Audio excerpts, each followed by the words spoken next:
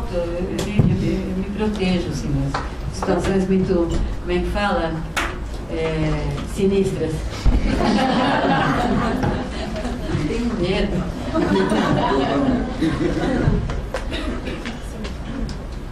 O que você queria falar? Eu queria dizer como é teu nome? Rodrigo, o Rio de Janeiro está no coração de uma discussão estética política alucinada. Opa. Que é a história do choque de ordem. Que é O que é? Choque de ordem. Choque de ordem. Então foi criada uma secretaria da ordem urbana, que o núcleo dela vem de uma comissão de ordem urbana que tinha na Assembleia Legislativa, que era uma deputada do Partido Verde que presidia. Isso é muito interessante. Entendeu? Uma coisa, as bases, é uma jogada de tem uma confusão entre ecologia e higienismo agora na cidade, mas não é só isso não. E aí tem uma coisa muito doida que é o seguinte, é perseguir camelô, entendeu?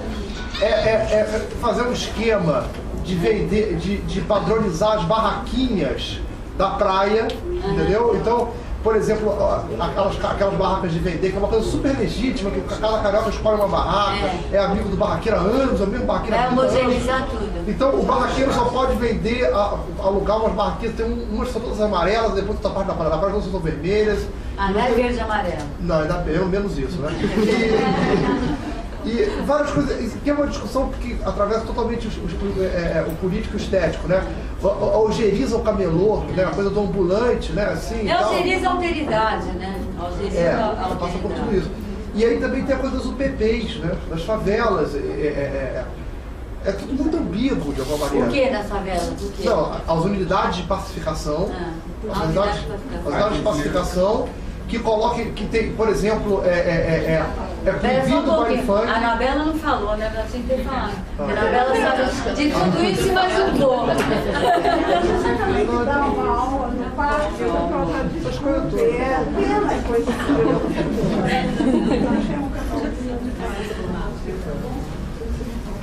Não deixa. Não, vai, eu quero saber desse PP. Como é a unidade de pacificação? Aí tem uma coisa que é o seguinte, samba pode até meia-noite, baile funk é proibido. Funk não pode. Sério? Mas o samba pode até meia-noite. Mas o funk foi reconhecido como prática cultural. Como patrimônio cultural. Desde que ele seja pasteurizado, higienizado, que não fale facções, não fale em droga. E que as meninas não têm calcinha. Pois é. Agora, E você, Sheila, o que você acha da situação? Como é que você está vendo? Como é que você está vendo? Tem que falar no microfone? Ah, eles vão. Bom. Olha, a minha, eu tinha feito aquela pergunta sobre a universidade, né? E com esse campo na universidade, porque eu tenho a impressão de que a universidade continua, né, muito desvinculada desse campo público, desse debate. E eu acho que a penetração dessas discussões, que são discussões relativas a essa produção, né, de subjetividade, ela muito raramente entra nos currículos, ela muito raramente entra nas discussões. E quando entra no currículo, entra sólida e blindada. Pois é, e isso é o que me parece mais difícil, né, de criar essas ranhuras ou essas possibilidades, né, que sejam mínimas, mas que a gente possa tentar fazer. Eu acho que esse espaço aqui, hoje, essa quantidade de gente me surpreendeu muito, eu achei interessantíssimo e muito bom, porque eu acho que é isso que a gente está pensando, que eu acho que precisa acontecer, né? Esse debate, essa discussão, e sobretudo que a universidade se abra para todas essas discussões. Mas acho que tem que existir na universidade, que o pensamento não está na universidade mais. Você acha que eu não? Acho mesmo. Desistir? Eu acho que na universidade se pensa, uma burocracia. Você acha impossível você trabalhar essa... Eu vejo essa possibilidade das relações. Não, desistir não. Assim, eu acho que se tem um campo com calma. Eu acho que o pensamento não está mais na universidade. militante. E quando está, ótimo. Não precisa estar militante. Eu acho que ele está...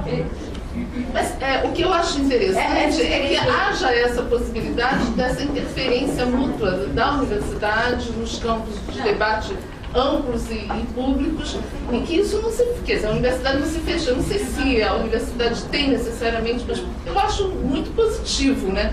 Que não seja um campo fechado, um campo acadêmico fechado, como é ainda. Não, claro, não, o que eu quero dizer, ó, eu quero dizer o seguinte, uma coisa eu aprendi no Guatari quando eu era bem mais menina, quando a gente estava, quando eu estava escrevendo o tal do livro lá que a gente junto, porque quando a gente gravou todos aqueles depoimentos, que daí a partir desse material do livro, o PT estava nascendo e convocava todas as forças de criação possíveis e imagináveis em todos os âmbitos da sociedade brasileira.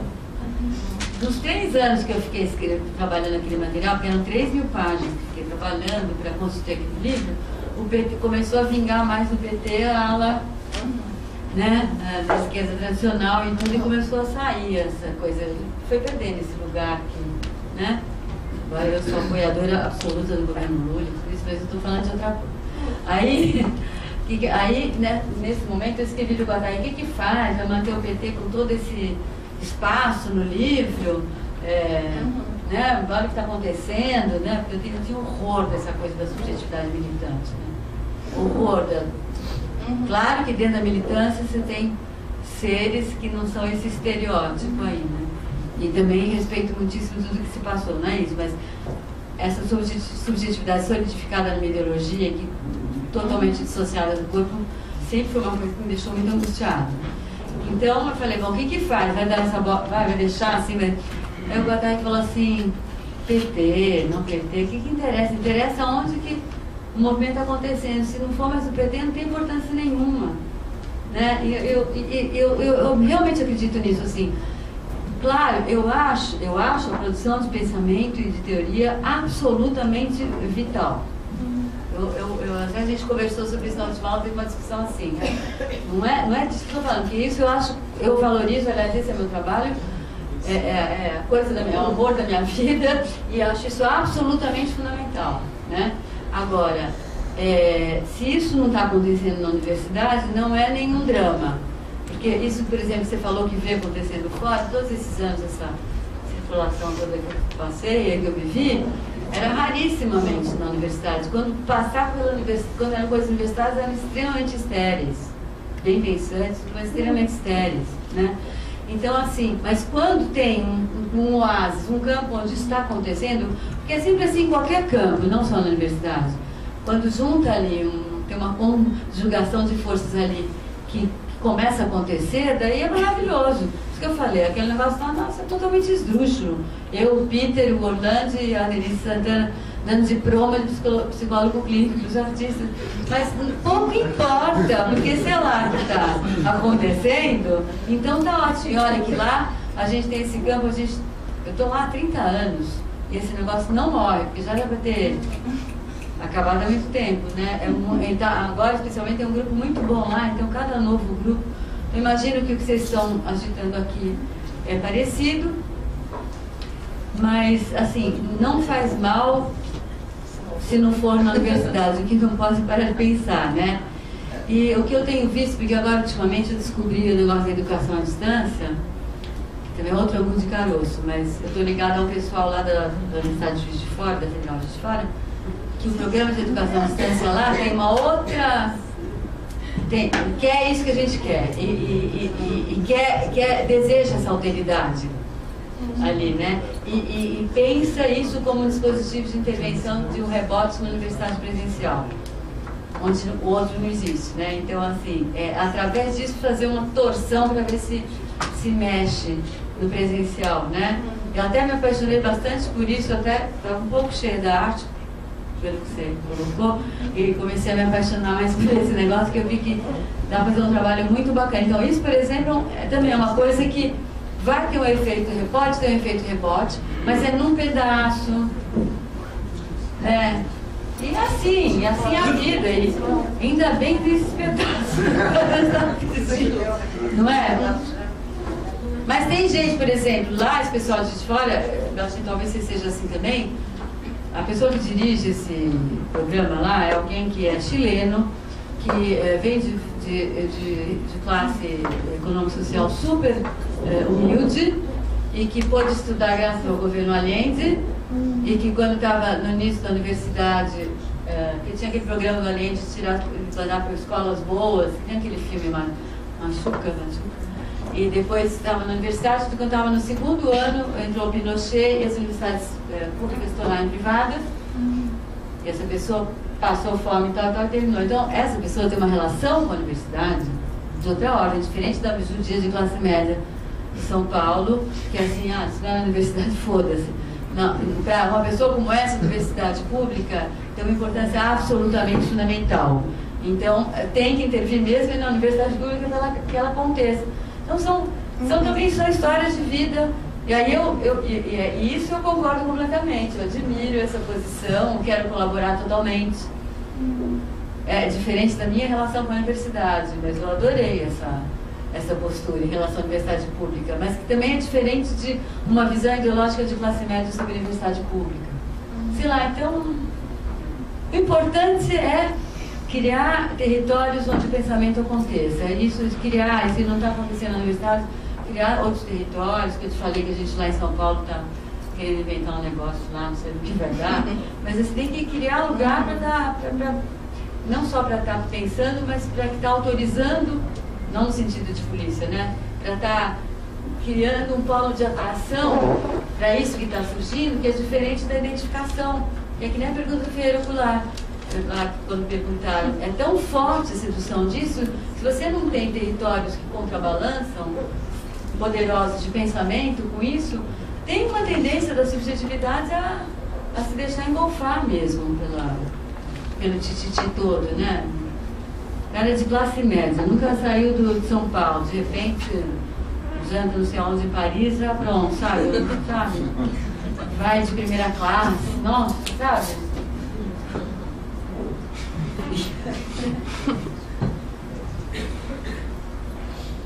Daniela, Roberto, vamos falar, né? Uma curiosidade, você ainda atua como psicanalista e então, consultora? na minha volta para o Brasil, teve também saudade de atuar mais como psicanalista.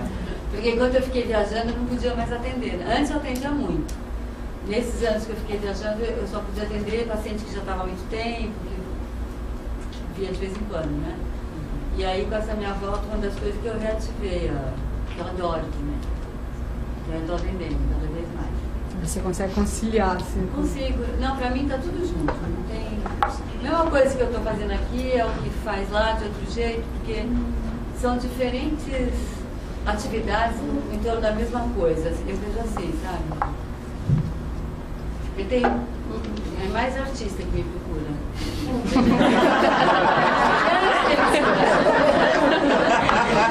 Você sabe um monte de fofocas, né? Você sabe um monte de fofocas. Está sempre atualizada, né, do mundo. Está sempre atualizada, já que está. É muito gostoso isso, né? Já que eu falei que a patologia está na paralisia da criação, né? Pessoas que já vêm sabendo disso e querendo isso, é muito gostoso, né? E é gostoso acompanhar as obras, mostrar os processos. Eu acho que, né? Os sintomas da universidade, né? A paralisia da criação, né?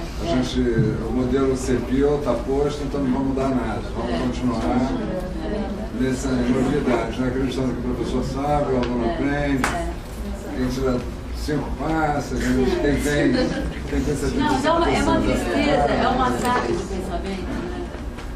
Lá no núcleo, basicamente, o que a gente faz, vocês concordam, a gente não fica transmitindo muito conteúdo, não, de indicação de programa. O que a gente faz é ter um campo onde é possível estar pensando e a gente pensa juntos.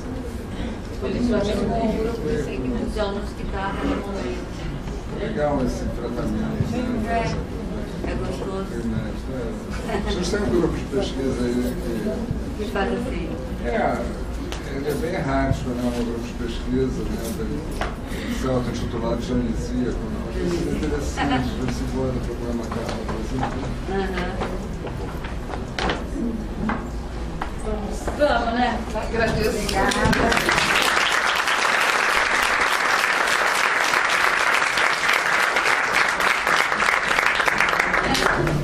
Muito obrigada, viu? Estava fazendo.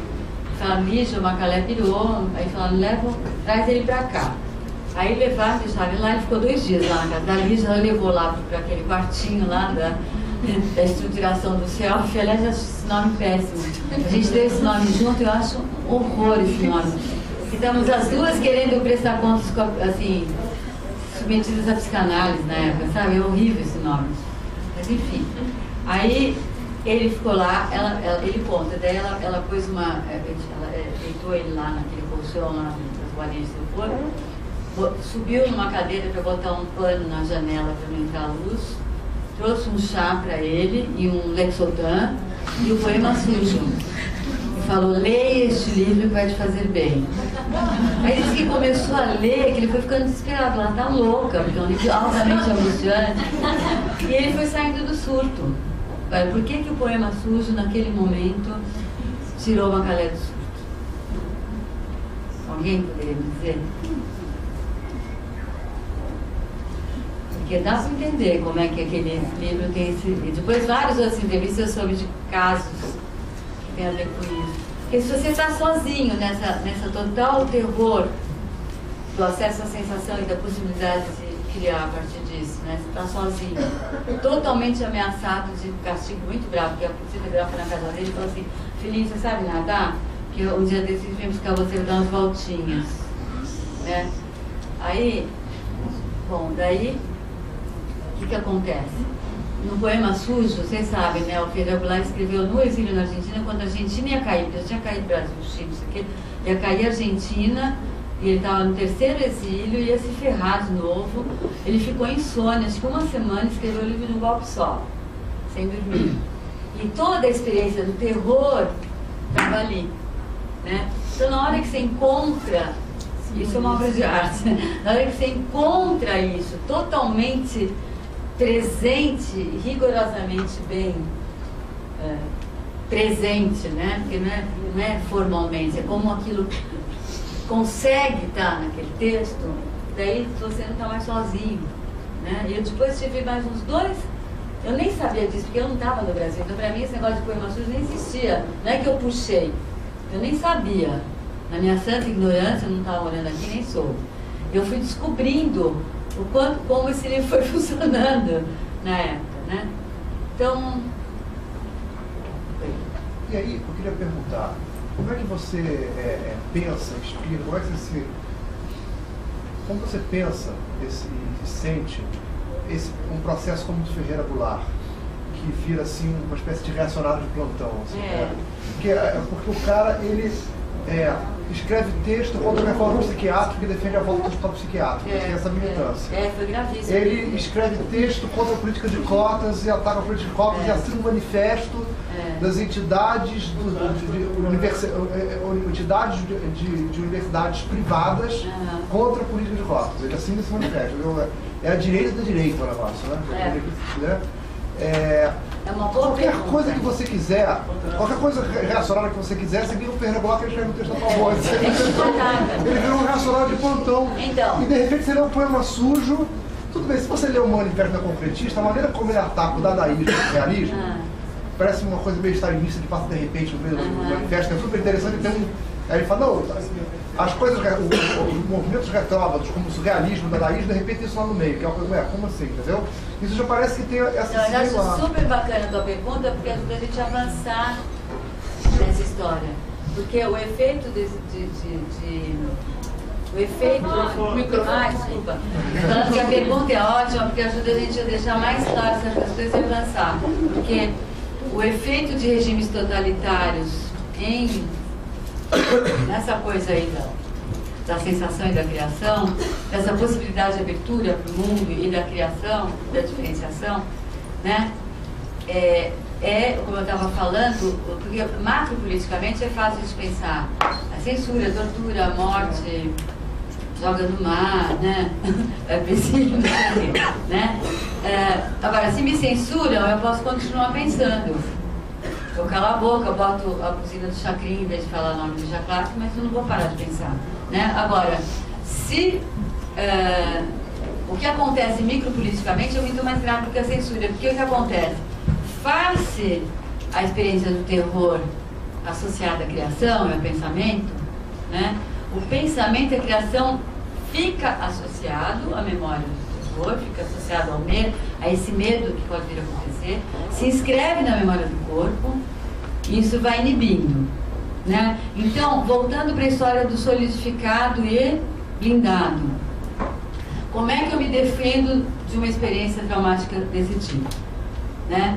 Vamos dizer, na melhor das hipóteses, vamos primeiro começar pela pior. Normalmente, o que acontece? Para eu continuar viva, eu tenho que encapsular na memória a memória disso, tenho que encapsular a memória disso, porque se eu continuo lembrando do terror, eu não consigo mais viver. Então eu tenho que encapsular, tenho que recalcar essa memória, para que não contamine, como se fosse um foco infeccioso grave. Então eu tenho que isolar do resto para continuar viva, né? E como fica associada a criação com o terror, eu inibo a minha possibilidade de pensar e solidifico ou blindo uma certa ideologia, uma certa compreensão das coisas, uma certa cartografia, um certo repertório representacional. Eu fico blindada, existindo dentro daquilo. Mas não porque eu sou burra, idiota, mas é porque é o máximo que eu consigo continuar a viver. E o que acontece? Por que demora 30 anos para uma sociedade voltar a pensar, depois de uma porrada como o nazismo, ou como a ditadura, como o comunismo soviético, etc., o fascismo? Por que demora tanto tempo para uma sociedade voltar a respirar, a pensar? Porque o pensamento fica inibindo naquela sociedade, ele fica associado ao terror. E assim, para eu poder desencapsular a tal ferida, não é eu, nem minha filha, vai ser meu neto. Por quê? Na minha geração, por uma questão de sobrevivência, como no nazismo, eu tenho que deixar aquilo encapsulado. Eu vou viver com menos potência, muito menos, mas eu continuo viva. Então é a melhor solução, beleza. É horrível, mas é a melhor possível. A geração seguinte, em geral a gente fala que a geração seguinte vira reacionária, não sei o quê, a geração seguinte reconstrói um território de existência, de integração social normal, uma normalidade. Só a terceira geração, que já tem um mínimo chão existencial reconstituído, é que pode voltar a se reconectar com a sensação, voltar a pensar. Então, assim, vocês podem ver que no Brasil, o Brasil sofreu muito dessa patologia. E é mais recente, eu pelo menos sinto assim, uma ativação do pensamento no Brasil. Então, voltando para o Ferreira Goulart, o que acontece? Ferreira Goulart, não vou entrar em detalhes pessoais, nem conheço a vida dele, a gente sabe que tem filhos psicóticos, é uma pessoa frágil, né? Uma pessoa frágil. E tem alguma coisa disso. Então, uma pessoa, eu não falei o melhor possível. O melhor possível, então, do trauma é você poder superar esse encapsulamento, porque daí você ganhou uma tal intimidade com o vital, né? Que aí você se abre, de fato, para um pensamento mais radical. Não radical no sentido ideológico, no sentido de ter coragem mesmo de se diferenciar, né? De criar, né? Então, aí o trauma passa até a ser um presente, porque o trauma te lançou, assim, na vida crua e nua, assim com a morte, e aí você pode retomar isso como uma questão essencial. E aí pode ser um efeito muito interessante, né? Mas dependendo da estruturação da história psíquica de cada um, da história da subjetividade de cada um, esse momento às vezes não é possível. O que eu vejo, assim, muito grosseiramente, que aconteceu com ele, é que ele teve que se grudar e se aferrar, primeiro na ideologia comunista naquela época, e depois isso tudo que vem acontecendo, como uma questão de sobrevivência.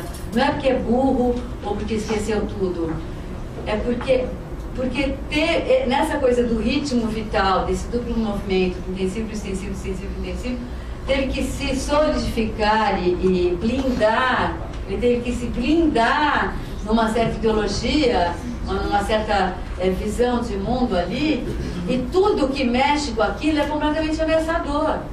Então, a revolução psiquiátrica dos anos 70 para ele é completamente ameaçador, ainda mais que tem filho psicótico, que ele não consegue chegar perto. Então, assim, acho até chato ficar falando isso, que já vai entrando mais na vida de cada um. Eu estou falando isso não para falar da pessoa dele, estou falando isso porque isso nos dá a dimensão do quanto não dá para separar poética de política e da subjetividade, e uma patologia nunca é uma patologia individual, ela sempre tem a ver com um determinado contexto onde aquela subjetividade não pôde vingar, né?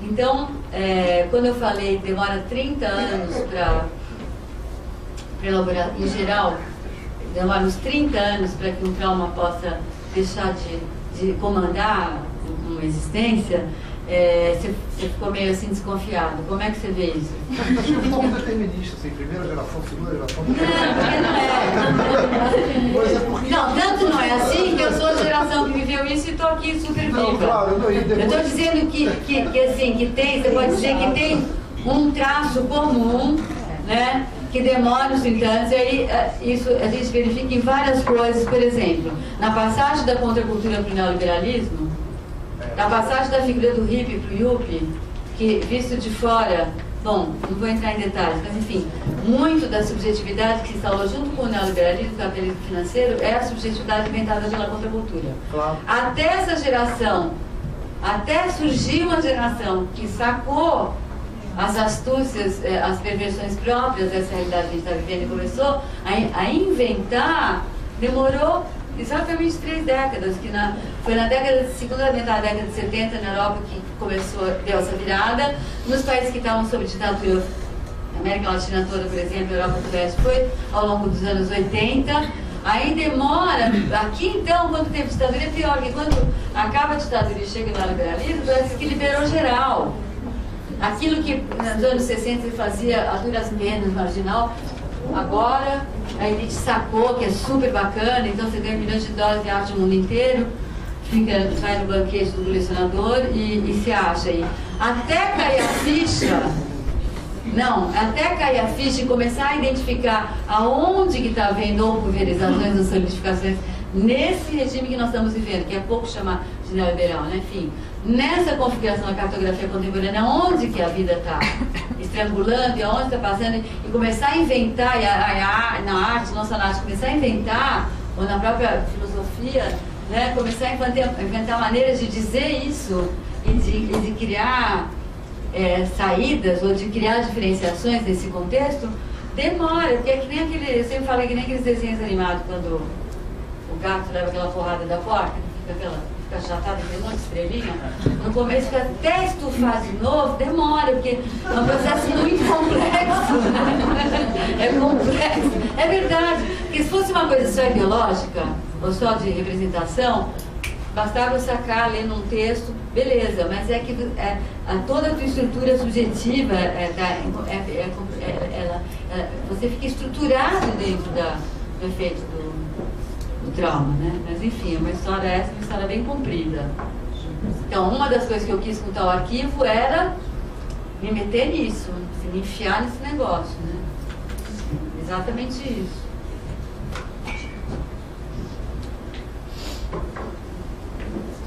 Não é possível que eu tenha mais perguntas. Eu tenho mais uma. Você fez a curadoria lá da Pinacoteca, né? Mas você criticou a Bienal, como a Bienal colocou, eu entendi que você criticou, não sei se de 98, teve também uma exposição da Lígia Clark. Não, 94, teve, a Bienal de 94 não, teve... a da antropofagia tinha... de 98. Também tinha lá uns saquinhos, também tinha lá umas pedrinhas, então, para as pessoas também fazerem isso. E depois você falou também essa do pedestal que tinha, né? Bom... Tem 1000 exemplos. Pois No século XX também era tudo assim, trabalhando. Aí... Não, aquela de 94 também. Bom, mas a pergunta assim mesmo que eu queria dizer é o seguinte, bom, e para você isso, isso também tinha na que você fez a curadoria, também das pessoas poderem, entre aspas, experimentar os objetos relacionais. Boa pergunta.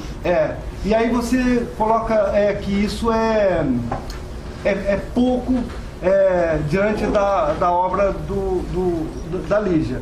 Aí, não, eu só queria eu queria me estender porque assim, o Lula Vanderlei é considerado um discípulo da Lígia Clark. A terapia da Lígia Clark. Isso, ele até hoje usa isso lá no Museu do Inconsciente. Então eu queria que você comentasse um pouco. Então, na tua pergunta tem duas partes. Tá. Bem bacana. Porque a dele é comprida e eu vou começar pela parte do Lula. Vários dias, né? Vou começar pela parte do Lula. Acho super bacana o trabalho que o Lula faz, né? A Lígia curtia muito a ideia de se usar isso em tratamento psicótico e ainda mais institucionalizado e tudo. Acompanhou o Lula e a Gina, porque eles fizeram o trabalho com ela, depois, como eles trabalhavam em hospital psiquiátrico, começaram a trabalhar isso lá e ela gostou, apoiou, né? A minha questão não é que não se possa usar isso em terapia, pelo contrário, eu acho que o Lula até tem um livro dele que ele conta várias das experiências, eu acho isso muito bacana.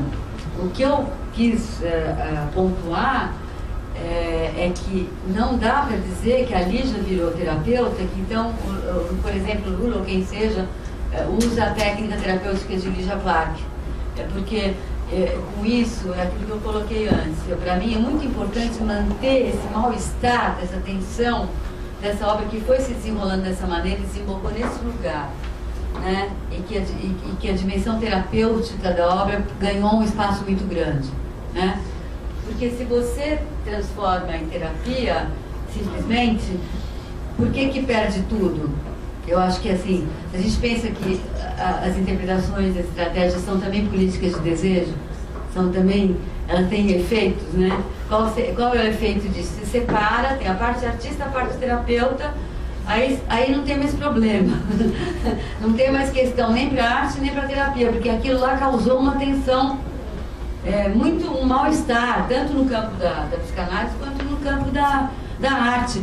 Olha, a Lígia fez durante 12 anos ela foi fazendo essa última obra, porque ela depois não inventou outra. Aliás, ficou muito mal com isso também, né? Foi a última proposta dela. Ela, 12 anos, assim, primeiro bastante, depois mais parcialmente, porque aquilo não interessava mais a ela. Porque aquilo que ela estava, a obra já estava. Então, a Lígia não era terapeuta cujo tesão está em curar, então vamos continuar vendo agora A pesquisa dela como artista era, vamos ver como você trabalha essa blindagem da sensação do espectador, né? Beleza. Uma vez realizado, acabou essa proposta. Vamos ver qual é a próxima, né? Então ela foi parando, mas ninguém do campo da psicanálise, nem do campo da arte, fez o trabalho da Lígia. Com uma exceção, que é o Paulo Venâncio. Toda a cena cultural... Paulo Sérgio. Não, Paulo Venâncio. Paulo Sérgio não fez. Paulo Venâncio. Escreveu. Fez pro filme. Paulo Venâncio. Porque, assim, todo o ambiente cultural do Carioca fez. Pessoas mais legais no campo da música, do cinema, da poesia, né? O Ali, Caetano, Suzana de Moraes, Macalé, muitos, tá? Da literatura, da poesia, vamos fazer o Ali, vários. No campo das artes plásticas, ninguém, a não ser o Paulo Venâncio, que era mocinho, estava começando, eu conheci ele naquela época, tinha acho que 18, 19 anos, 18 anos, né? Deve ter uma experiência bem, assim, a entrevista dele é muito bacana, porque por muito tempo ele ficou muito ressentido com essa experiência. E na entrevista ele é super bonito, que ele conta o que aconteceu e também conta o quanto hoje ele reconhece que essa foi a iniciação fundamental dele à arte, né? E tem coisas gozadas, como o Caetano, que fala que quando ele experimentou outras propostas anteriores da Lígia, ele vivia aquilo muito mais como terapia. E quando ele fez essa estruturação do self, ele vivia aquilo como uma obra de arte. Que era um ritmo, não sei o quê, não vivia como terapia. Tanto que a Lígia um dia chegou para ele e falou assim, olha, está bom para mim, não tem mais nada que me interessa aqui, pode ir. Ele embora. Ele imitando, estou imitando o Caetano, pode ir embora, não tem mais nada aqui, está me interessando. A terapeuta, sabe, então não é, então assim, bom, então isso para a segunda parte. Então para mim assim, eu batalho para que se mantenha essa sua proposta como parte como próprio da lógica poética dela, como um desdobramento, porque aí dá uma ampliada, então, eu sinto que você pode acessar muito mais o que é próprio, a essência mesmo da poética da Lígia. E é muito gostoso rever e revendo tudo a partir daí também, né? Reaproximando cada coisa por coisa também a partir daí. Bom, a primeira parte da sua pergunta, foi bom você ter falado, porque eu esqueci de contar um detalhe do meu princípio curatorial, que era, a minha ideia era, tá bom, vamos botar os objetos, alguns originais, vamos botar réplica para mexer, vamos botar tudo que tiver de arquivo, de documentos, de filme, de foto, nada espetaculoso, para cada fase eu pus 3 fotos cor sépia, tamanho normalzinho, iguais, assim, não tinha nada espetaculoso, né? Mas, para mim, a minha aposta, eu não sei até que ponto, nunca dá para saber até que ponto rola, porque os efeitos de qualquer coisa como essa, de uma obra de arte também, ou de uma exposição, de um texto, são efeitos imprevisíveis e em tempos diferidos, você não sabe, né? Mas pareceu haver parece que aconteceram coisas, assim, enfim. Mas a minha ideia era que, eu colocando esses filmes em lugares estratégicos da exposição, primeiro você entrava, porque assim, todos os filmes eles começam com um mesmo padrão de montagem, que são 2 minutos, onde você tem o entrevistado 4 vezes na tela, uma coisa normal, dividir a tela em 4 vezes o entrevistado, não tem nada de grandes invenções nisso, e essas 4 sequências de fala do entrevistado foram montagens que eu fiz dos pedaços que eu achei que tem mais potência de contaminação na entrevista. Então eu juntava e fiz falsas entrevistas, quer dizer, eu juntei pedaços para formar frases que não estão na entrevista, mas são pedaços que estão, mas estão separados, né? Então são 2 minutos, as 3 imagens estão mais apagadas, tem uma acesa falando, depois a outra, todos iguais. Então eu peguei esses 2 minutos de todos os filmes e fiz um loop. Com 2 minutos de todos. Não eram de todos. Aliás, na Pinacoteca não tinha legendagem em português, porque o Brasil é o único país que não se interessou ainda por legendar o arquivo em português. Então não tinha, agora que vai ter 10 para tal da caixa, né? Mas o resto ainda está sem legendagem em português. E não tinha grana, porque também não teve grana nenhuma para a exposição. A Pinacoteca teve que se virar com a verba da Pinacoteca para tudo. Então não tinha grana para legendar. Bom, aí então você entrava na exposição, tinha um telão grandão, banco, com esse loop. Então você já entrava num primeiro espaço, onde você ficava ouvindo essas diferentes vozes, falando de maneiras muito heterogêneas, tentando, né, convocar a memória dessa experiência. Aí, na entrada, aí você começava a percorrer toda essa parte da obra, de trás para frente. Aí no meio da exposição tinha uma salinha com uma programação de filmes contínua, desses. E depois, quando você acabava tudo, que já passou pelo neoconcretismo, chegou nos começos, aí só que tinha uma cronologia de toda a vida dela e a obra, super detalhada, com um monte de imagem, mas aí você já tinha feito a experiência de vir do fim para o começo, aí você rebobinava e via a trajetória do começo para o fim. Daí tinha uma sala, no fim, tinha uma sala da memória, onde tinha 6 monitores com 2 headphones cada um, você tinha 12 possibilidades de visionar um filme, você podia ver a entrevista que você queria. E essa sala sempre esteve muito lotada, por isso que eu acho que isso mexeu em alguma coisa, como que eu seria totalmente leviana em supor, mas assim, principalmente a nova geração de artistas, que às vezes ficava lá 1 semana, 2, direto, para poder ver o máximo de filmes, porque isso no Brasil ainda não está disponível ao público. E eu não posso me livrar dessa cria, porque enquanto não estiver disponível em português, eu não posso me livrar dessa história. Eu estou louca para me livrar. Então, é isso. Então, se isso funcionou, não, então a minha ideia o que era? Que os objetos, para completar, que os objetos, documentos, os jornais, né, molhados, é o que me vinha mesmo a ideia de molhado, molhados com essas vozes o tempo inteiro, muito variadas, de experiências muito variadas, quem sabe, talvez, criaria condições para que cada um achasse um jeito de entrar em contato com o que se passa. Então, que não dá para fazer só experimentando objetos, só vendo documento. Essa foi a ideia, entendeu? Porque... Agora, eu só queria dizer uma coisa, não é que eu critico outras maneiras de... É super difícil de mostrar esse tipo de prática artística. E não é só aqui, não é só a Lígia. Então, esse é um debate, porque justamente nos anos 90, volta o interesse pelos anos 60, por aquilo que eu acabei de falar. E quando começa uma nova geração a se tocar por onde vai estrangulando a possibilidade de criação hoje, é que começa um interesse louquíssimo, muito forte, pelos anos 60. Então, esse é um debate internacional. Como que você mostra, como você dá acesso a esse tipo de obra? Então, é muito difícil mesmo. Então, não é critico. Eu acho que eu inventei uma possibilidade, não é a única, não serve para todos os artistas. Acho que tem que inventar N outras. Inventei por absoluta necessidade, acho que não tem outra maneira de inventar alguma coisa, mas é um pedacinho de uma coisa muito maior que tem que ir sendo construída. Eu queria pegar uma coisa que você tinha falado no início em relação a quando você foi para a França e as escolas de arte, a formação dos artistas e a ação da Lígia Clark nesse momento, ali naquela constituição de uma nova forma de se fazer arte, mas também de se aprender e de se discutir, né? E o quanto que esse processo no Brasil, ele ficou, usando aí essa palavra que a gente está usando o tempo todo, blindado durante esse período da ditadura, e o quanto que isso está, como é que você está vendo hoje, né, essa formação desses artistas e essa relação que me interessa muito pensar também essa coisa dentro da universidade. A mim também, total, né? Não,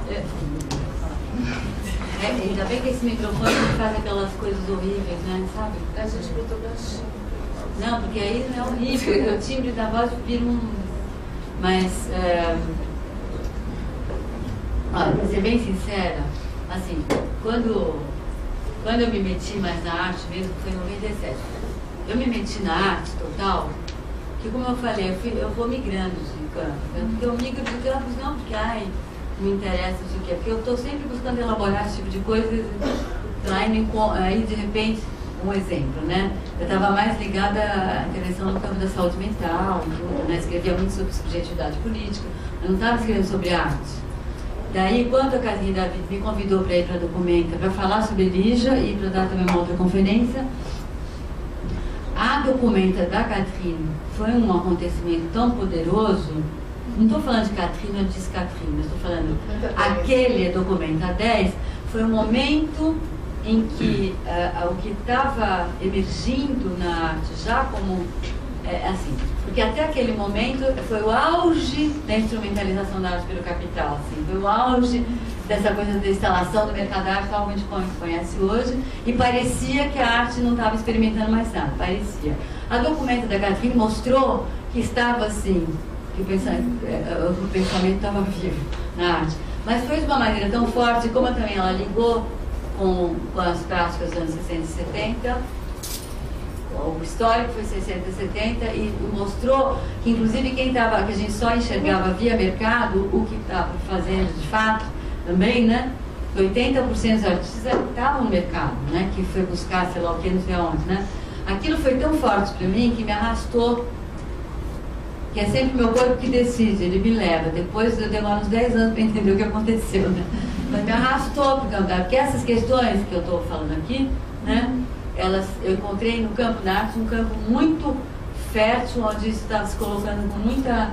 onde tinha questões muito graves acontecendo e estava nascendo um pensamento muito forte para lidar com aquilo, muito variado. Então, esses anos todos eu fiquei eu passei a participar disso. Né? Então eu viajava pelo mundo todo e ficava pouquinho aqui. Ficava um terço do ano aqui e participava dessa rede imensa, certo, que são várias redes, né? Umas certas redes que trabalham essa questão, estavam trabalhando essa questão da arte, relação entre arte e política, ou poética e política hoje, né? E me apaixonei perdidamente por isso, que assim, foi muito intenso. Aí, em 97, eu senti que saturou. Aliás, 2007, 10 anos depois. Eu senti que saturou e senti um desejo incontrolável de trabalhar essas questões aqui e saber delas aqui, trabalhar aqui, elaborar aqui e na América Latina. Aí coincidiu que surgiu a rede Conceitualismos do Sul, que é uma rede lá, que hoje em dia tem 50 e tantas pessoas que trabalham na América Latina, que trabalham de diferentes maneiras. Essa época, né? As práticas latino-americanas daqueles anos. E nisso eu decidi que ia ficar aqui. Agora, até então, quando eu vinha pra cá, eu ficava muito angustiada. Porque eu estava participando apaixonadamente desse debate e chegava aqui, o que eu via era uma patologia tão grave, histórica. Eu via que o efeito da ditadura era tão ferrado ainda, que no campo da arte o pensamento era zero, né? E que tinha uma identificação tão deslumbrada com o novo sistema da arte, com a nova configuração do sistema da arte, com a possibilidade de sucesso internacional, com aquele punhado de, né, com aquelas cenas de elite internacional que você pode participar como curador, e a figura do curador nasceu no ano, né? É intermediar a relação entre o artista e o capital e a instituição, né? Até outro dia eu vi uma conferência da Lucy Lippert. Ela falou assim: eu não sou curadora, eu organizo exposições. Mas essa figura nasceu, que é um carinha de classe média, como nós todos, que de repente, por esse lugar de negociação, ele vira o Jorge Armani, e come o Verpizini, sabe? Eu via que não tinha um pensamento, que não tinha era uma identificação tão brutal com isso, era uma idealização tão grande, era uma atitude neocolonial, assim, mas tão patética que eu morria de angústia. Então eu não ficava aqui. Quando eu resolvi voltar, tanto que eu fiquei doente 2 anos até, agora que eu estou ficando normal. Mas quando eu resolvi voltar, resolvi que porque eu não me angustiava mais. Não, isso faz parte também da elaboração da memória da ditadura. Não me angustiava mais, não me irritava, pelo contrário, me deu um puta tesão, um carinho é uma coisa que é patológica mesmo, então eu não ia mais julgar. Eu vou entender isso como uma patologia histórica, eu já entendia, só que aí me deu um carinho por isso, me deu irritação, né? E decidi voltar e ficar totalmente dentro do que eu vejo. Eu sinto que agora, assim, de uns 2, 3 anos pra cá, eu acho que também isso fez parte, acho que quando meu corpo resolveu voltar, deve ser junto com esse movimento que ele resolveu voltar. Eu sinto que tem uma nova geração bem pensante, assim, de artistas, curadores, críticos, historiadores, enfim, não só artistas. Está voltando uma vida pensante na arte, né? E um pensamento que começa também o enfrentamento dessa situação atual, não no sentido 68, né, de ser contra a instituição, mas então como a gente ativa e abre poros poético-políticos nesse ambiente, né? Quais as questões que se colocam hoje, né? Então eu vejo isso na produção artística, numa certa produção teórica. Vejo também um certo movimento de integração com esse novo cenário por parte dos investidores, né? Dos colecionadores, que a gente tem que reconhecer que é uma parte do pedaço aí. Agora, eu não vejo isso nas instituições, com raríssimas exceções, nos museus, etc. Essa história do BNB é patética. Se eu conto isso para alguém, a gente conta uma coisa dessa fora do Brasil, inclusive ninguém entende como é que adultera uma obra. E ninguém fala nada, assim, nem eu respondi também. Enfim. Parece que o falo da Rebeca Orne lá no CCBB está quebrado até hoje. Não, eu fui lá essa semana, já está funcionando. Voltou. Mas tem uma plaquinha aqui para menores que não podem entrar, enfim, ninguém pode ver aqui. Ficou semanas assim para ser consultado. Não, Não, tem tido muito. Outro dia censuraram a obra do Yuri Firmeza, na exposição Vilaça censuraram a obra do Yuri Firmeza. Sabe? Então, assim, agora na minha. Bom, enfim. Então, acho que aí é muito tacanha. As pessoas que cuidam das instituições são muito. Não chegaram nem ainda.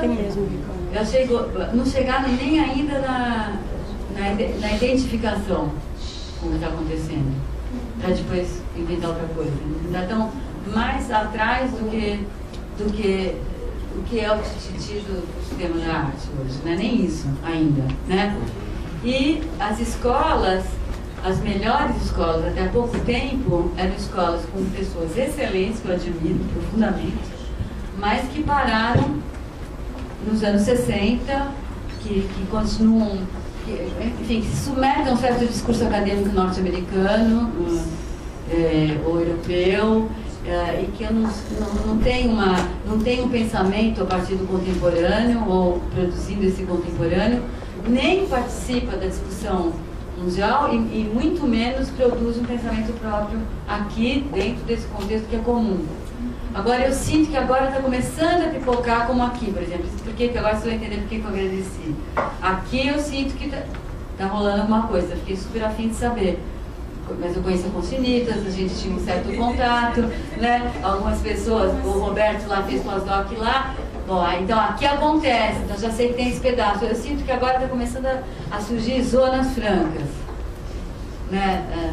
Ou dentro das escolas que já existiam, ou estão surgindo novas escolas, ou coisas desativadas que aí uma equipe super bacana tomou. Então eu sinto que está começando uma coisa muito bacana. Mas acho que tem muito som pela frente. Por exemplo, esse debate sobre direito autoral agora, porque assim, o que tem? No Brasil não tem vida pública, não tem discussão pública, né? Porque o tesão de ficar circulando não era o tesão de fazer shows, fazer turnê, era o tesão de estar cada hora sacando outra coisa, ouvindo outra coisa, alguém contestando as pessoas, você saca realmente que não tem a ver, e tinha muito isso no Brasil, na ditadura, né?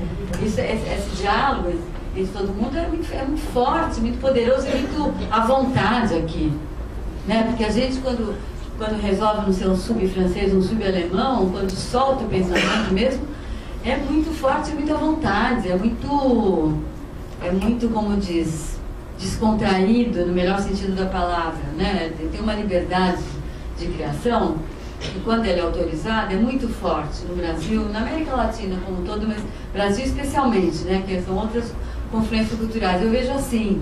Então eu tenho um tesão muito grande, por isso que eu sei que tem aqui, porque me dá muito prazer, não é que eu vim consertar alguma coisa, dizendo, hoje em dia é isso que eu estou necessitada, né?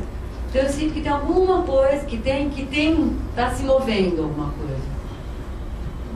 Por exemplo, nosso curso lá na PUC é um absurdo, porque é um curso de pós-graduação de psicologia clínica, e o nosso núcleo, que é o núcleo de estudos da subjetividade, tem mais aqui tem a Daniela e o Roberto que estão.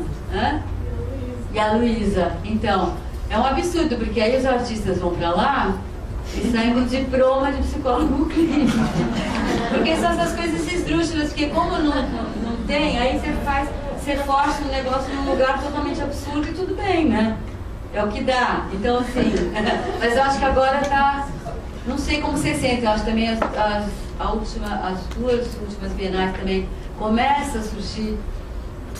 Eu acho que o vazio lá que o William inventou, eu acho que foi muito corajoso, foi muito punk a história de todos os grafiteiros, é complicado. Mas a história do vazio que ele instaurou explicitou, eu acho, esse estado patológico do circuito artístico no Brasil. Para mim, esse foi o efeito, assim, mais interessante daquela proposta como dispositivo, porque, entre outras coisas, obrigou, uma das coisas que tinha nos debates, todas as quintas-feiras, bem antes da Bienal, antes da Bienal, né? E obrigou o circuito inteiro, mas a minha geração, não super jovem, a se pronunciar o que é Bienal, na resistência, o que você propõe, o que está acontecendo. Então, criou uma espécie de espaço de debate público onde as pessoas se expunham, que não podia fazer conferência. Tinha que responder aquelas perguntas, né? O que que é a Bienal de São Paulo na tua formação? O que você acha que está acontecendo com a Bienal? O que você propõe? Né? Então criou um debate que não existe. Não existe debate público aqui. Eu não estou falando se juntar para derrubar a ditadura, eu estou falando de outra coisa, né? Não existe uma conversa. Quando pinta uma conversa, é um negócio tão precioso, né? Por isso que eu agradeci no começo, porque assim, quando pinta uma possibilidade de encontrar, conversar e para rever as coisas e ver que como o corpo está elaborando, não sei o que, é um privilégio, não é? Agora eu queria saber como vocês estão vendo isso. Não, sinceramente. Eu fico interessado nesse seu otimismo, né? Você não vê isso não, né? Não. Não, quer dizer, me interessa pensar essas tensões entre a legitimação da experiência estética com a sua outorga como obra de arte e o desviante, que me interessa mais o desviante. Me interessa mais o pichador, né? Dentro das suas lógicas, dentro dos seus habitats, das suas frequências, da sua rede de frequências, né? Isso me interessa especificamente, eu venho de um trabalho recente, né, de orientação. Tem o seu trabalho, né? Inclusive eu tive contato com o Rafael Gustaí, que é o pessoal de São Paulo, aquela menina que ficou presa, casal. Não, é patético. E depois, ainda não pude entender direito um suposto convite para que eles participassem. São sintomas. Sim, é o efeito regulatório, né? Que o Boaventura de Souza Santos chamaria de efeito oxidação da regulação em cima da emancipação. Mas, enfim. São essas coisas, por exemplo, me interessa essa produção desenfreada, né, produção estética deslimitada e irrefreável, que dispensa outorga, né, seriam os nômades, né, que atravessam a cidade dela, né, e para os lacunas, né, naquela imagem do Pelbar, e que nem se importam com o que a cidade pensa a respeito deles, né. Então, quer dizer, eu ainda vejo o sistema das artes cada vez mais blindado, ainda vejo aquele deslumbramento e o investimento nessa configuração alienante e eu diria assim, tediosamente burguesa, ainda vejo o sistema da arte assim. Enquanto isso, a garotada está bombando nos bailes funk pelas franjas da cidade. É isso. Que é outra coisa que eu adoro. Eu acho que nessas últimas bienais, eu acho que quem conseguiu de fato abrir a Bienal foi o Rubens Mano com a porta dele. O Rubens Mano é muito bom. Olha, então essas duas coisas. Primeiro, eu concordo totalmente com você, talvez eu não me fiz clara. O que eu acho dos pichadores, eu acho que foi gravíssima a reação dos pichadores, eu acho que estragou muito o dispositivo. Eu achava um dispositivo muito contundente com essa história dos pichadores. Acho que o dispositivo perdeu a força porque surgiu uma situação de fato para se agir poético-politicamente, aí surge o Brasil profundo em toda a sua grandeza, né? Então, mas assim, isso também sem criticar pessoalmente ninguém, porque a gente é isso, né? A gente é isso, todos nós, é terrível, né? É uma trabalheira desgraçada sair disso, né? Bom, agora, eu vi a questão dos pichadores, então, foi muito mal enfrentada, eu vi ali uma ambiguidade. Por um lado, isso aí é você que é otimista. Por um lado, essa coisa do nome de falar, invade o circuito, falar, para se manifestar, estamos aqui, blá, blá, blá. Por outro lado, eu vi ali, era uma identificação do sistema e uma demanda de inserção. E para mim, eu acho um amigo, eu não conheço eles, tá? Vendo de fora, eu via que tinha as duas coisas presentes, as duas verdadeiras. Os dois desejos são verdadeiros, mas são contraditórios. Porque é tão forte o poder de sedução dessa merda, mas tão forte, que tem um pedaço que quer mesmo, quem sabe através disso eu entro, né? E o outro pedaço está dizendo, merda. Bom, agora, eu acho que quando o Moacir e o Aguinaldo convidam eles, e eles aceitam o que está acontecendo, primeiro eu acho que são sintomas, que a gente pode pensar um pouco também a proposta dessa Bienal. Aliás, as 3 últimas bienais têm a proposta da relação de arte política. Eu acho que nenhuma das 3 arte política está presente. Eu acho que é retórica, né? É retórica. Porque não falar de arte política depois que está discutindo isso há 20 anos no mundo fica muito chato.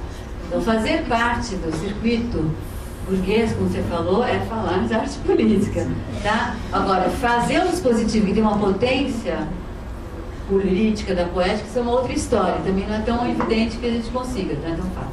Mas eu estava conversando com o Moacir, que tem uma pessoa que eu respeito muito. O Moacir é um ser pensante bacana, né? O Moacir, eu estava conversando com ele no dia que justamente o Helmut organizou uma conversa dos curadores com o público, para o público fazer perguntas dos curadores, e foi quando eu contei a história da Lígia com a Bienal. Vocês sabem como foi, né? Vocês sabem direito como foi? Eles iam mostrar só caminhando. Então, então a família queria 40 mil pelas fotos, para mostrar as fotos, e queria bilhetes de avião a cada vez que tivesse que trocar a bobina de papel do caminho. Trazer a bobina do Rio, porque é obra de arte. Mas então, mas o Moacir estava me falando, ai que chato, os grafiteiros, eu quero que eles façam uma intervenção urbana e tal, e eles estão querendo fazer instalação e performance, você não diga. Instalação e performance na Bienal, então assim, mostra a ambiguidade daquilo. Então, o que teria sido legal? Quem sou eu também para dizer que eu teria, na hora, culhão e inteligência para ver o que você inventa para trabalhar aquilo. Mas pelo menos depois, com o tempo, já devia ter, né? O problema foi a criminalização do gesto, né? Não, mas isso que eu estou falando, é o Brasil profundo, é o coronel chamando a polícia. Invadindo a terra. Invadindo o patrimônio. Foi uma questão e não... Eu sei, mas estou dizendo assim, qual seria uma reação interessante que mantivesse essa contundência da proposta? Do meu ponto de vista, seria trabalhar essa ambiguidade aí. Inclusive na reação da gente e na ambiguidade na demanda deles e ambiguidade na reação de quem é curador.